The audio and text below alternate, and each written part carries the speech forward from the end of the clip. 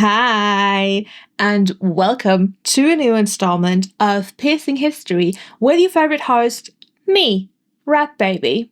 Today, we're going to be talking about all things nostril piercings, origins, spiritual meanings, Ayurvedic health benefits, and so much more. When you see a nostril piercing today, you probably view it as a simple fashion statement or a mark of rebellion or individuality, but where did they actually come from? Did you ever wonder that? Nostril piercings actually carry a very rich history spanning over 4,000 years. From the Middle East to the sacred temples of India and the rebel stages of the 1970s punk era, nostril piercings are actually some of the oldest and most spiritually significant body modifications in human history. We're about to go deep into exploring where these piercings came from, the spiritual and Ayurvedic health benefits they are said to hold, and why the side you choose to get pierced might give you an astrological advantage. This might be the perfect time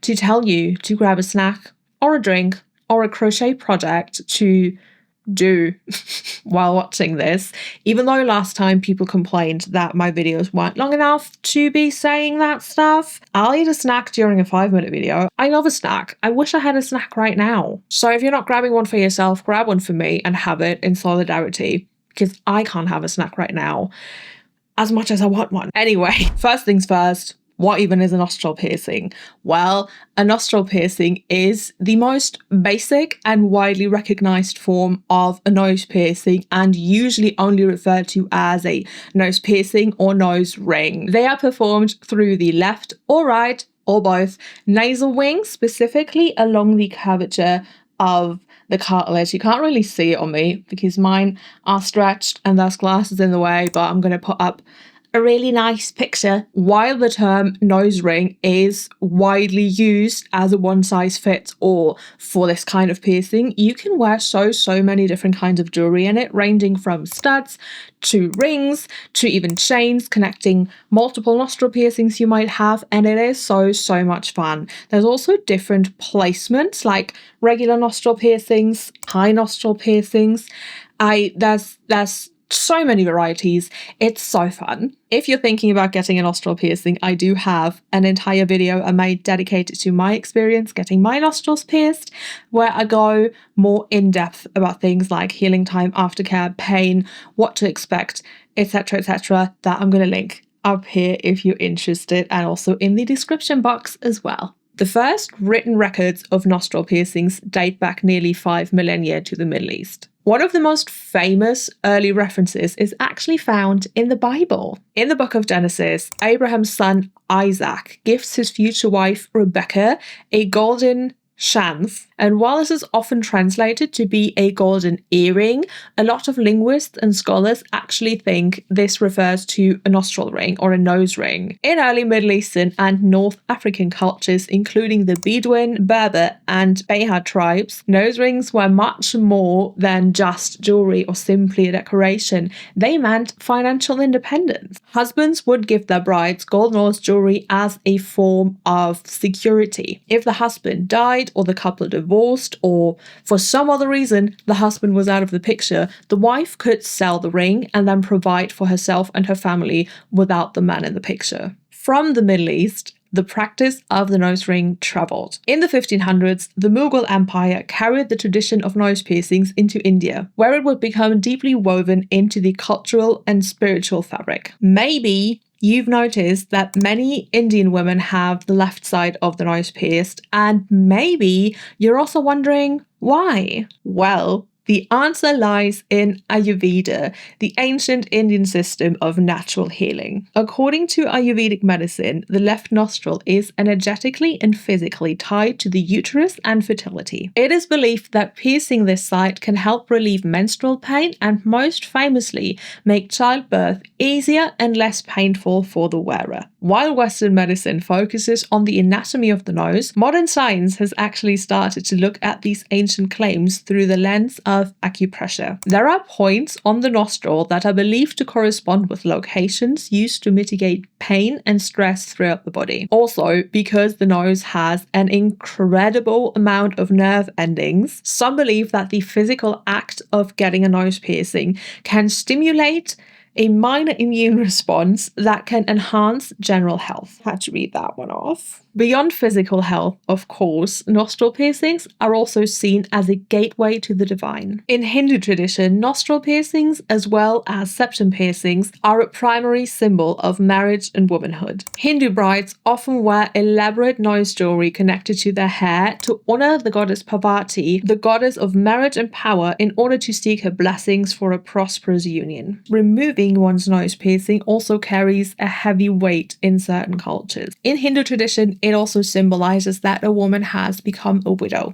Of course, nostril piercings aren't just symbols of marriage. Younger women often get the piercing as part of a coming-of-age ritual and to mark their journey into womanhood, which again just goes to show that a piercing is so much more than just pretty decoration. It's also a public declaration of the wearer's social and spiritual standing. Oh my god, okay, this is where things get really fascinating, because we're about to dabble in a bit of astrology connected to the nostril piercing.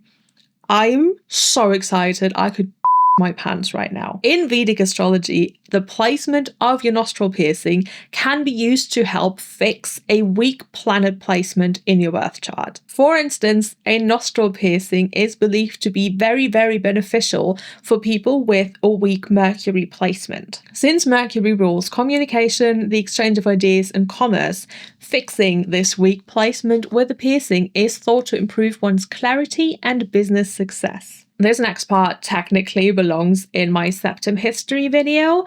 Shameless self-plug. I just didn't know it at the time, so we're gonna put it in here because it is so interesting. It like combines my two favorite things in the world, which is being like a little bit of a bitch and body mods, and I'm so beyond excited. I love this. I love this so much.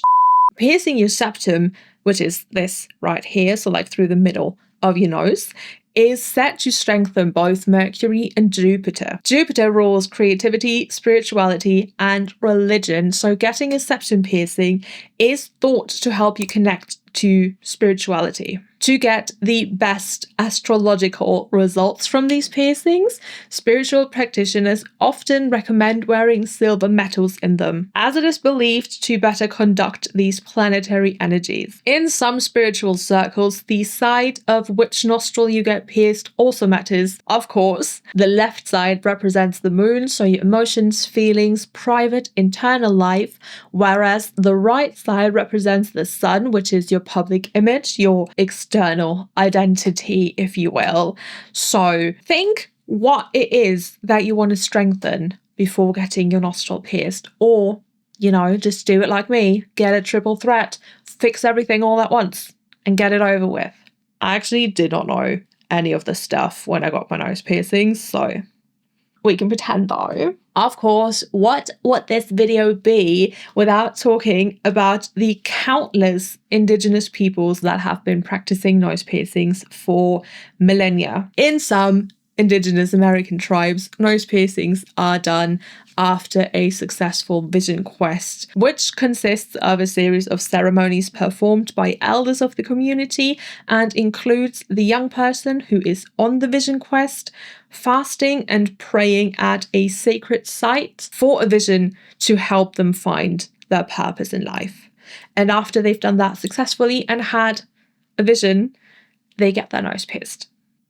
I know there's so much more to Indigenous spiritual practice that you can't find on the internet because it is passed down by word of mouth. I'm not claiming to be an expert. I'm just telling you what I found on the internet to give you like a little bit more context in this video. Women of the Upper Tani have large stretched pairs of nostril piercings as well as face tattoos that they get as young as 8 years old, which represent their belonging in the group and are seen as a sign of beauty. Ancient South American cultures like the Maya, Aztec, and Inca used nose jewelry as a high status symbol. They used gold to represent wealth and power, and jade to represent the soul and the health of their crops.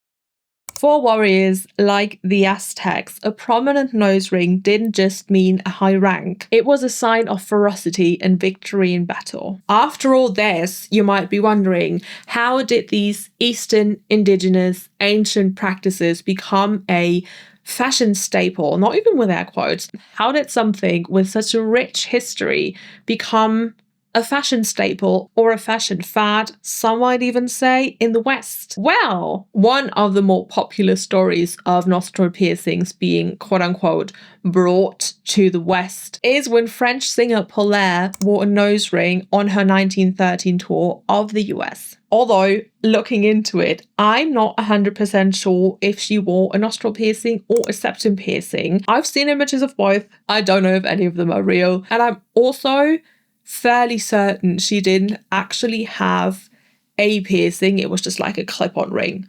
So either way, Western audiences were shocked and aghast because white people. Either way, nostril piercings didn't really catch on as a trend in the West until the 1960s, when people started traveling the hippie trail from London through Istanbul to different ending points where it like branched out in India, and people would come back with nostril piercings as a sign of like spiritual enlightenment and that type of stuff that hippies were really, really into, you know, that. And like with all other piercings that I've talked about so far, by the 1970s and 80s, punk and goth subcultures had started co-opting the piercing as signs of rebellion, individuality, rejection of modern beauty standards, symbols of nonconformity, all that stuff. Today, many South Asians living in the West are wearing traditional nose rings as a way of reclaiming the heritage and defying Western beauty standards. So to this day, nose rings, nostril piercings, whatever you want to call them, remain a tool for self-expression and individuality. Gorge. And that is all I have for you today on the rich, rich history of nostril piercings. Let me know in the comments if you knew of any of these spiritual or Ayurvedic or astrological, do they count as spiritual? I don't know, benefits of nostril piercings, because while I did know of some, I didn't know about all of them, and I think it's just so cool. Again, I know I say this at the end of all of these videos where I turn into just like a bubbling idiot because I've used all my brain power to make smart words. And then I forget how to talk. Let me know if you knew any of these things. I knew some of them. If you're watching this video because you're thinking about getting a nostril piercing, please remember to go see a professional to get it done. And also remember that piercings should be viewed as just as permanent as tattoos or any other body mod. If you enjoyed this video and you would like to see me make more stuff like this, please let me know by leaving me a like and maybe consider subscribing so that you never miss another one of my videos. As always, thank you so much for hanging out with me today and listening to me yap about piercing history once more. An extra special thank you to my channel members. If you would also like to become a rat baby, you can join up here. And I will see you in the next video. Bye!